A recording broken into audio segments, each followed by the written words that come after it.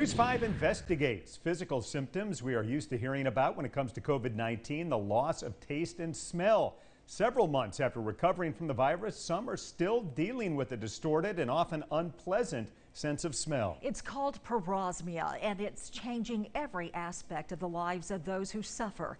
Gabby Easterwood spoke to a woman who's living with this and has her story and the story of so many others. It's not a permanent or harmful condition, but it's something that can be unbearable to live with, affecting eating, relationships, mood, and everyday life. It's totally life-changing while it's happening to you.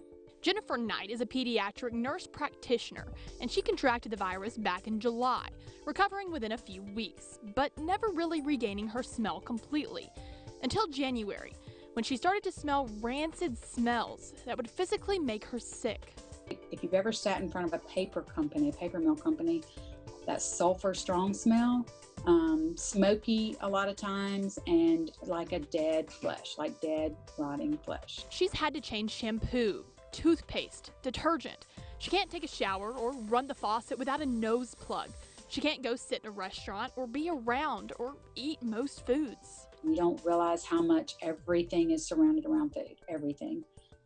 Even just coffee. Like my whole office has had to change their routines. It all boils down to how COVID-19 damages olfactory nerves, and this is the body's way of the neurons repairing themselves. Parosmia works like this. Imagine your olfactory nerves are like a piano made up of receptors or keys. Now imagine losing 70% of those keys and trying to play a song. No matter which keys you play, it would sound awful, similar to patients who are missing those keys. Everything smells awful. What the research is showing that it's the last phase to getting your taste and smell back. Some people get it back in 2 or 3 months, some people a year, and some people don't at all. Physicians and ENTs don't know enough yet for it to be treatable, so it's a challenge every day, both physically and mentally.